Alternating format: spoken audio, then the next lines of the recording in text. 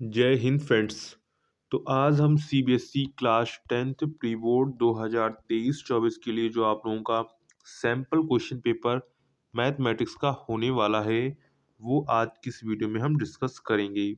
एक एक क्वेश्चन आपकी एग्जाम के लिए इम्पॉर्टेंट है, तो एक एक क्वेश्चन आप अच्छे से सॉल्व करिएगा। मैं एक एक क्वेश्चन को सॉल्व करवाऊंगा, जो आपके ऑब्जेक्टिव क्वेश्चंस हैं उनको एक एक करके सॉल्व करवाऊंगा जो आपकी एग्जाम के लिए इम्पॉर्टेंट हैं। तो ये जो आपका सैम्पल पेपर है ये आपकी एग्ज़ाम के लिए 100% इम्पॉर्टेंट है। तो इतना आप लोग ध्यान रखेंगे, कोई भी आप वीडियो को स्किप नहीं करेंगे, एक एक करके पूरे क्वेश्चंस को देखेंगे। उससे पहले अगर आपने अभी तक चैनल को सब्सक्राइब नहीं किया है तो चैनल को अभी सब्सक्राइब कर दीजिए। साथ में अभी तक वीडियो को शेयर और लाइक नहीं किया है तो वो भी कर दीजिए। तो यहाँ पर आपको कुछ जनरल इंस्ट्रक्शंस दिए गए हैं, ये आप पढ़ सकते हैं। Section B 5 questions carrying 2 marks, यानी कि मार्क्स रिलेटेड और आपकी जो और जानकारी यहाँ पर दी गई हैं। तो हम सीधे चलते हैं अपने क्वेश्चंस पर। तो यहाँ पर सबसे पहले हमको दिया गया है section A consist 20 questions of 1 mark each, यानी कि आपका प्रत्येक जो क्वेश्चन है वो 1 नंबर का होगा। इस प्रकार 20 क्वेश्चंस हैं तो इस प्रकार ये 20 नंबर के आपके हो जाते हैं। सबसे पहले यहाँ पर हमसे क्या कहा गया है, यहाँ पर हमसे कहा गया है if two positive integers m and n are expressible in the form m p cube and n equal to p cube q square where p q are prime numbers then HCF mn। तो HCF का मतलब क्या होता है, जो दोनों में common हो। तो यहाँ में दोनों में क्या कॉमन है, इसमें p कॉमन है और उसमें यहाँ पर q स्क्वायर कॉमन है। क्या है, q स्क्वायर कॉमन है। तो इसका HCF क्या हो जाएगा, पी क्यू स्क्वायर हो जाएगा। क्या हो जाएगा, पी क्यू स्क्वायर हो जाएगा। तो यह ऑप्शन यहाँ पर आपका बी वाला करेक्ट हो जाएगा, पी क्यू स्क्वायर। इसके बाद देखते हैं नेक्स्ट क्वेश्चन है if alpha and beta are the zeros of the polynomials 2x square plus 3x plus 5 then the value of 1 upon alpha plus 1 upon beta.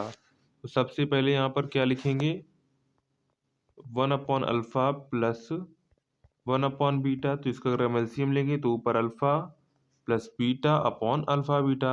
अभी देखिए शून्यकों का योगफल लिखा है और शून्यकों का गुणनफल लिखा है, यानी कि मल्टीप्लाई लिखा है, multiple of zeros and addition of sum of zeros. तो सम ऑफ जीरोस का फार्मूला आप लोग जानते होंगे। सम ऑफ जीरोस का क्या फार्मूला होता है, माइनस के बी अपॉन ए। और मल्टीप्लाई ऑफ जीरोस क्या होता है, यानी कि अल्फा बीटा क्या हो जाएगा, सी अपॉन ए। तो यहीं पर हम लोग वैल्यू रखेंगे निकाल के। तो माइनस बी अपॉन ए यानी कि 3/2, और इधर आपका हो जाएगा कितना था, मल्टीप्लाई तो सी अपॉन ए यानी कि 5/2। तो यहाँ से 2 चला जाएगा और ये आपका इधर पहुँच जाएगा और ये वाला इधर जाता है। तो यहाँ पर आपका आंसर कितना आएगा, तो यहाँ पर माइनस के 3/5 बचेगा, 2 से 2 कट जाएगा।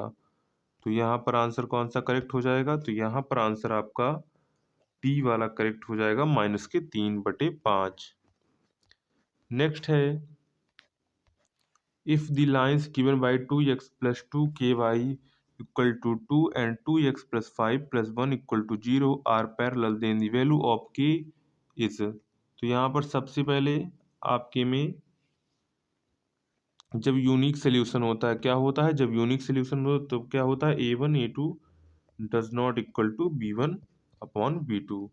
जब आपके क्या होते हैं यहाँ पर कोई हल या कि नो सोल्यूशन होते तब क्या होता है, तब यहाँ पर होता है a1/a2 बराबर b1/b2 does not equal to c1 upon c2 होता है। यानी कि जब ये लाइनें पैरेलल होंगी तो इनका कोई भी ये कटान बिंदु यानी कि इंटरसेक्ट कोई भी पॉइंट नहीं होगा, इनके कारण इसके कोई भी जो है सोल्यूशन वैल्यू सोल्यूशन नहीं होगा। तो यहाँ पर आपका आंसर क्या हो जाएगा, तो यहाँ parallel then the value of k. तो पैरेलल है इसका मतलब क्या होगा, a1/a2 डज नॉट बराबर b1/b2 होगा। तो यहाँ से वैल्यू रख लेते हैं। तो यहाँ हो जाएगी 3/2, इधर आपकी हो जाएगी 2/, यहाँ से उठाएंगे 2k, इधर से क्या उठाएंगे 2k और इधर से उठाएंगे 5। तो यहाँ से क्या हो जाएगा, ये आपका इधर हो जाएगा और ये इधर हो जाएगा। इधर आपका बन जाएगा 15 और ये आपका 4 हो जाएगा, तो k इक्वल टू 15/4 हो जाएगा। क्या हो जाएगा? k equal to 15/4। तो यहाँ पर करेक्ट आंसर आपका सी वाला हो जाएगा 15/4। Next the pair of equation x plus 2y plus 5 equal to 0 and -3x minus 6y plus 1 equal to 0। तो यहाँ पर करते हैं, चलिए। यहाँ पर देखिए इसका x का यानी कि a1 लेते हैं तो 1, और जो आपका a2 लेते हैं तो -3, और इधर हम लोग ले लेते हैं a2, तो a2 आपका है 2, इधर -6। तो इसे करेंगे तब भी ये -3 आएगा। -1/3, इधर 5 है इधर 1 है, तो इनका अनुपात कितना आएगा? 5:1। यानी यहाँ पर क्या हुआ है? -1/3 बराबर -1/3 इक्वल टू, यहाँ पर होता था आपका it is not equal to C1/C2। तो ये क्या हो गए हैं? ये कौन सी रेखा हो गई? ये आपकी समांतर रेखा हो गई है। यानी जब समांतर रेखाएं होती हैं तो A1/A2 बराबर B1/B2 does not equal to C1/C2 होता है जब रेखाएं समांतर होती हैं।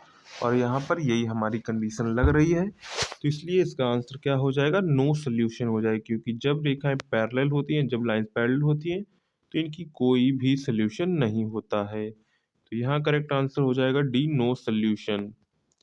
नेक्स्ट है the list of numbers -10, -6, -2 2 is, तो NEP with D equal to -16, NEP with D equal to 4। तो यहाँ पर हम क्या करेंगे? D निकालेंगे। सबसे पहले D बराबर क्या होता है? A2 - A1, यानी कि -6 और +10। तो D की वैल्यू कितनी आएगी? D की वैल्यू आएगी 4। दूसरे से D की वैल्यू निकालते हैं, तो यहाँ पर देखिए -2 और -6, माइनस माइनस का था प्लस का हो जाएगा 6, तो आ जाएगा 4। तो यानी कि इसमें क्या होगा?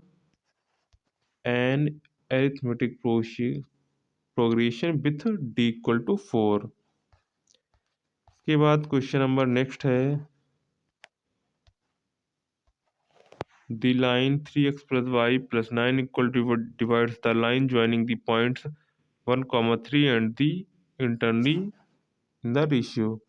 यहाँ पर क्या करेंगे? मान लेते कोई रेखा थी, निर्देशांक आपको दिए गए 1, 3 और यहाँ पर दिए गए 2, 7। हमसे क्या पूछा है? यहाँ पर आपको क्या पूछा गया है?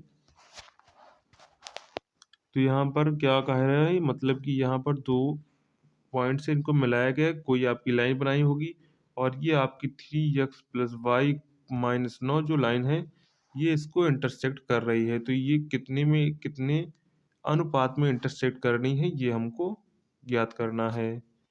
तो क्या करेंगे? सबसे पहले हम मान लेंगे, क्या करेंगे? मान लेंगे कि इसमें k अनुपात 1 है। क्या करेंगे? सबसे पहले हम मान लेंगे कि इसमें क्या अनुपात है? k अनुपात 1 है। तो यहाँ से आपका जो फार्मूला निकल कर आएगा, क्या फार्मूला निकल कर आएगा? x बराबर क्या पद निकल के आएगा आपका? यहाँ पर जो हम लोग x बराबर करेंगे, तो यहाँ पर k और ये हो जाएगा 2 + 1 अपॉन k + 1, इधर k 7 + 1/3 अपॉन k + 1। ये आपका यहाँ से सूत्र लगेगा, जो आपका फार्मूला होता है, यानी कि जो आपका रेशियो का फार्मूला होता वो यहाँ पर लगेगा। तो इसको जब लगाने के बाद आप लोगों का आंसर आएगा 2k + 1, इधर अपॉन आ जाएगा k + 1 कामा, दूसरी संख्या आएगी 7k + 3 अपॉन k + 1। अब क्योंकि ये जो बिंदु हैं वो इस लाइन पर स्थित हों, क्योंकि ये लाइन जो है उसको इंटरसेक्ट कर रही है, तो ये जो एक्स वाई के मान आए हैं ऊपर समीकरण में रखेंगे। क्या करेंगे? ऊपर समीकरण में रखेंगे। तो यहाँ पर एक्स वाई के मान रख देते हैं, तो यहाँ से आपका हो जाएगा 3 2k + 1 upon k + 1 plus Y value रख देंगे 7k + 3 अपॉन k + 1। इसके बाद क्या है? -9 इक्वल टू 0। क्या है? -9 इक्वल टू 0। अब क्या करेंगे, अब इसकी इक्वेशन बनाएंगे। तो इक्वेशन यहाँ से आपकी बनेगी 6k plus 3 plus 7k minus के 9k माइनस के 9। तो इस प्रकार ये आपका बनेगा, बराबर जीरो था तो बराबर जीरो लग जाएगा। यहाँ से इसको हैंडल करेंगे तो 4k plus 3 plus 7k plus 3 minus के 9k इक्वल टू जीरो। क्या है, 9k इक्वल टू जीरो। तो यहाँ से k का जो मान निकल कर आएगा, तो यहाँ पर k का मान आएगा, क्या मान आएगा, तो k का मान आपका आएगा 4k इक्वल टू 3/4। क्या आएगा, 4k इक्वल टू 3/4 आएगा। इसके बाद नेक्स्ट क्वेश्चन है, इफ a/3, क्या लिखा, if a/3 is the midpoint of the segment joining the points -6, 5 and r -2, 3। तो यहाँ पर क्या होगा, सबसे पहले एक सेगमेंट बना होगा इतनी लंबाई और चौड़ाई का। इसमें एक जो mid point of the joining point segment a/3, यानी कि मतलब क्या है, इसको जो सेगमेंट कर रहा है joining the point the value of a. तो मिड पॉइंट के लिए थ्योरम क्या होती है, x बराबर क्या होता है, x1 प्लस x2/2। तो यहाँ पर हमको क्या चाहिए, a का मान चाहिए। तो यहाँ पर x बराबर सूत्र लगाएंगे x1 प्लस x2/2। x की वैल्यू रखेंगे a/3। इधर इनको x और जोड़ लेंगे, इनको क्या करेंगे, इनको जोड़ लेंगे। तो a/3 इधर रख लेंगे, इधर हम लोग जोड़ लेंगे -6 -2 जोड़े तो माइनस का 8 बनेगा। और इसका कर देंगे हाफ। क्या कर देंगे, हाफ कर देंगे, क्योंकि सूत्र क्या होता है, x1 प्लस x2/2। इसको इधर लेके जाएंगे, क्या करेंगे, इसको इधर लेके जाएंगे। तो यहाँ से आपको काट देना है 4, और ये हो जाएगा 4 3 12। तो यहाँ a बराबर क्या आ जाएगा, यहाँ पर a बराबर आ जाएगा आपका -12 आ जाएगा। क्या आएगा, -12। तो ऑप्शन यहाँ पर आपका सी वाला करेक्ट हो जाएगा। नेक्स्ट है, in the figure given below kp/pm equal to 4/13 and kn equal to 20.4 centimetre, then the value of kq is. यहाँ पर kq की वैल्यू पूछी गई है, और यहाँ पर ये जो लाइनें हैं ये पैरेलल हैं। तो पैरेलल के लिए क्या शर्त होती है, तो पैरेलल की शर्त होती है, क्या शर्त होती है, kp/pm इक्वल टू kq/qn। ये इसके लिए क्या होती है, शर्त होती है, यानी कंडीशन होती है। इसी कंडीशन में आपको यहाँ पर वैल्यू रखनी है। तो यहाँ पर kp/pm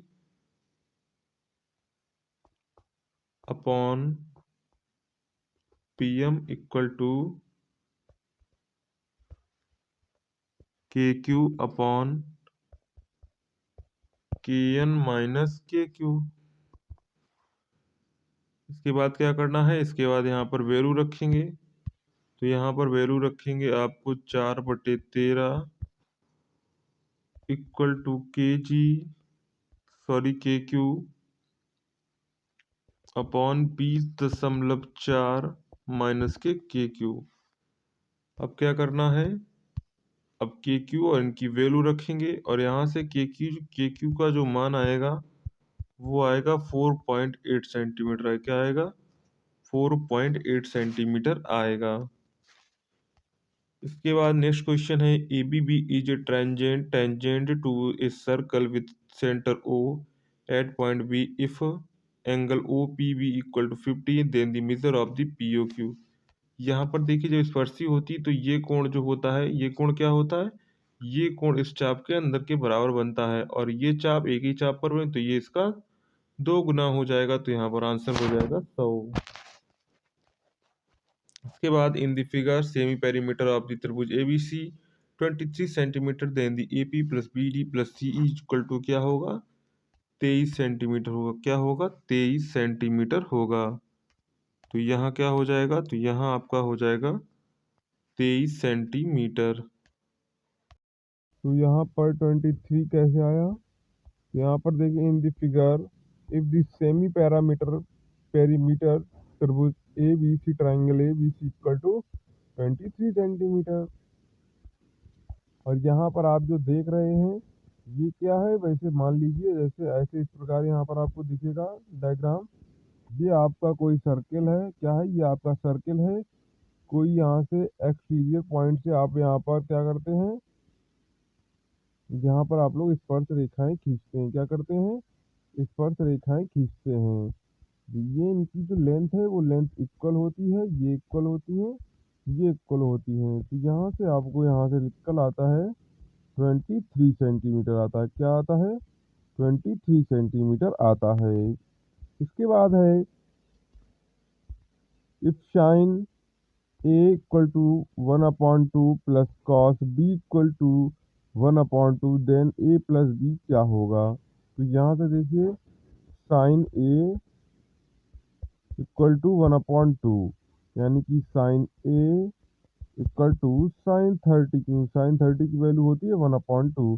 साइन से साइन आपका चला जाएगा, तो ए इक्वल टू क्या आ जाएगा, तो ए इक्वल टू आ जाएगा आपका 30 आ जाएगा। क्या आएगा, ए इक्वल टू आपका 30 आ जाएगा। इसके बाद यहाँ से कॉस बी देखते हैं। तो यहाँ पर कॉस बी क्या लिखा हुआ है, तो यहाँ लिखेंगे कॉस बी इक्वल टू 1/2। और ये किसकी वैल्यू होती है, कॉस बी इक्वल टू, ये किसकी वैल्यू होती है, कॉस 60 की वैल्यू होती है। किसकी, कॉस 60 की होती है। तो कॉस से कॉस आपका डिवाइड हो जाएगा, इधर आपकी वैल्यू आ जाएगी, बी की वैल्यू क्या आ जाएगी, यहाँ बी की वैल्यू आपकी आ जाएगी 60। कितनी आ जाएगी, 60। और जब हम लोग 60 प्लस 30 को जोड़ेंगे, क्या करेंगे, जब हम लोग 60 प्लस 30 को जोड़ेंगे तो यहाँ पर हमारा आएगा 90 आएगा। क्या आएगा, 90 आएगा। तो यहाँ आपसे यहाँ पर करेक्ट हो जाएगा 90। इसके बाद नेक्स्ट क्वेश्चन है sec A plus 10 A 1 - sine A equal to. तो यहाँ पर देखिए क्या करेंगे, सेक ए लिखा हुआ है, क्या लिखा हुआ है, सेक ए लिखा हुआ है। आप क्या करेंगे, तो यहाँ पर सेक ए को हम लोग करेंगे 1/cos ए करेंगे। क्या करेंगे, 1/cos ए प्लस 10 ए को लिखेंगे साइन ए बटे कॉस ए। अब इनका एलसीएम लेंगे तो आएगा, ऊपर आएगा 1 प्लस साइन ए, यहाँ पर आपका हो जाएगा कॉस ए। ये आपका इधर हो जाएगा। उधर आपका कोष्टक में लिखा है 1 माइनस साइन ए। क्या बनेगा, 1 माइनस साइन ए। जब हम लोग क्या करेंगे, 1 प्लस साइन ए, दूसरे कोष्टक में 1 minus sign A upon cos A. तो यहाँ पर क्या होगा, 1 प्लस साइन ए, 1 माइनस साइन ए क्या बन जाएगा, तो ये आपका बन जाएगा 1 माइनस के साइन स्क्वायर ए बन जाएगा। इधर आपका नीचे लिखा होगा कॉस स्क्वायर, क्या लिखा था, कॉस सिर्फ आपका ओनली था। अब ये 1 माइनस साइन स्क्वायर क्या होता है, साइन स्क्वायर क्या होता है, तो ये होता है आपका कॉस स्क्वायर। क्या होता है, cos square A upon cos A होता है। तो यहाँ से कॉस ए से कॉस ए चला जाएगा और यहाँ पर हमको मिल जाएगा सिर्फ ओनली कॉस ए मिल जाएगा। क्या मिल जाएगा, सिर्फ ओनली कॉस ए आपको मिल जाएगा। इसके बाद नेक्स्ट है if the length of a shadow of a tower is √3 times its height then the angle of elevation of the sun. तो यहाँ पर देखिए क्या होगा, तो यहाँ पर मान लीजिए कोई टावर था, क्या था, h हाइट का टावर था। तो इसकी यहाँ पर जो शेडो बन रही है वो कितनी है, h√3 है। क्या है, h√3 है। तो बताइए सन के साथ कितना कोण बन रहा है। तो यहाँ पर मान लीजिए कोई पीछे सन होगा तभी इधर आपकी ये शेडो बनेगी। तो यहाँ से इस प्रकार ये शेडो बनेगी। यहाँ पर ये आपको एंगल बताना है कितना होगा। तो ये वाले ट्राइंगल लेंगे हम लोग, क्या करेंगे, ये वाला ट्राइंगल लेंगे, ट्राइंगल ए बी सी, ये वाला ट्राइंगल लेंगे और यहाँ से हम लोग इसका मान निकालेंगे। तो यहाँ से हम मान लेते हैं इसका थीटा, तो tan थीटा इक्वल टू रखेंगे यहाँ पर आपको परपेंडिकुलर एच, बेस रखेंगे h/√3। यहाँ से एच चला जाएगा और √1/√3 किसकी वैल्यू होती है, तो यहाँ पर tan थीटा इक्वल टू 1/√3 है। ये किसकी वैल्यू होती है, ये किसकी वैल्यू होती है, ये tan 30 की वैल्यू होती है। तो यहाँ क्या करेंगे, तो यहाँ पर करेंगे tan, क्या करेंगे, tan theta equal to tan 30। यहाँ से आपका tan से tan चला जाएगा, थीटा इक्वल टू आ जाएगा 30। क्या आ जाएगा? थीटा इक्वल टू 30 आ जाएगा। तो यहाँ पर आंसर क्या करेक्ट होगा? तो यहाँ पर आंसर आपका करेक्ट हो जाएगा 30 डिग्री। क्या हो जाएगा? 30 डिग्री। इसके बाद क्वेश्चन नंबर 4 है, the radius of a circle whose circumference is equal to the sum of the circumference of the two circles of diameter 36 centimeter and 20 centimeter। तो यहाँ पर सर्कमफ्रेंस क्या कर रहे हैं? Is equal to sum of the circumference two circles के इक्वल के बराबर है। यहाँ पर डायमीटर दिए गए हैं, यानी कि 2 pi r equal to 2 pi r1 plus 2 pi r2। तो यहाँ से देखिए 2 पाई आपका कॉमन चला जाएगा, यहाँ से काट देंगे, और इनके जो रेडियस क्या होंगे? रेडियस। तो यहाँ से रेडियस आपके 36 का अगर आप लोग आधा करेंगे तो 18 आएगा, इसका अगर हम लोग हाफ करेंगे तो 10 आएगा, और इनको जोड़ेंगे तो आपका 28 आ जाएगा। यही हमारा आंसर हो जाएगा, 28 हो जाएगा। क्या हो जाएगा? 28 हो जाएगा आंसर। इसके बाद नेक्स्ट है, a cow is tied with a rope of length 40 metre and the corner of a rectangle field of the dimension 20 metre on two 16 metre, then area of the field which the cow can graze is. तो यहाँ पर क्या हो जाएगा? यहाँ पर आपका ठीक सूत्र लगेगा, पाई आर स्क्वायर थीटा अपॉन 360। क्या था? पाई आर स्क्वायर थीटा अपॉन 360। तो यहाँ पर जब ये आप लोग वैल्यू रखेंगे, आर बराबर आपको रखनी है, यहाँ पर क्या रखेंगे? 14 मीटर रखेंगे, क्योंकि जो आपकी गाय बंधी हुई है ये एरिया है आपका, गाय यहाँ पर कोने में बंधी हुई है, ये 14 मीटर लंबी रस्सी है, इस प्रकार वो चलेगी। तो यहाँ पर ये 90 अंश का थीटा बराबर क्या होगा? 90 अंश होगा। और आर इक्वल टू आपको रखना है 14 मीटर। इसको जब आप लोग कैलकुलेट करेंगे तो यहाँ पर आंसर निकल कर आपका क्या आएगा? आंसर आएगा 154 मीटर स्क्वायर। क्या आएगा? 154 मीटर स्क्वायर। इसके बाद है ये fish tank 5 male fish and 8 female fish, the probability of the fish taken out is a male fish. तो यहाँ पर टोटल मेल फिश कितनी है? 5 हैं, और टोटल दोनों को मिलाकर कितनी फिश हैं? टोटल आपकी यहाँ हो जाएंगी 13। तो यहाँ पर प्रायिकता क्या हो जाएगी? 5/13। सिंपल सा आपको करना है, तो ऑप्शन बी करेक्ट हो जाएगा। इसके बाद एक card is drawn from the set of 52 cards, find the probability of getting a queen card. तो यहाँ पर देखिए क्वीन कार्ड कितने होते हैं आपके कार्ड्स में? तो 4 होते हैं। टोटल कार्ड्स कितने हैं? 52 होते हैं। तो इसकी प्रायिकता हो जाएगी 1/13 हो जाएगी। क्या हो जाएगी? 1/13 हो जाएगी।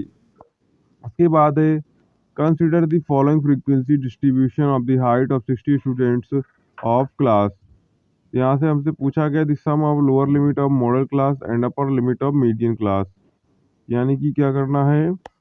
Lower limit of modal class and upper limit of median class is, यहाँ पर इनका सम करना है। क्या करना है? सम करना है। सबसे पहले तो मॉडल क्लास जो है उसका लोअर लिमिट, तो मॉडल क्लास कौन सी हो जाएगी? तो यहाँ पर जिसकी सबसे ज़्यादा है वही आपकी मॉडल क्लास हो जाएगी।